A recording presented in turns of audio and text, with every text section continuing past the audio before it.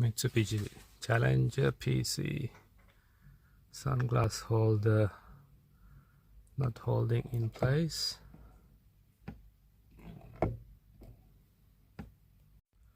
First, remove this screw, pop open this light cover.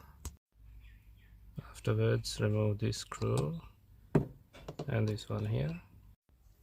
Remove this pin and remove this bit.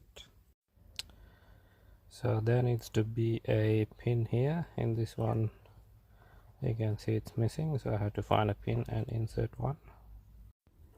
Pin installed.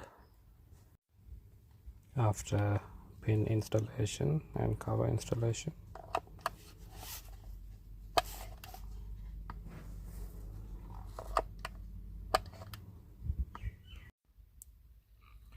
final result.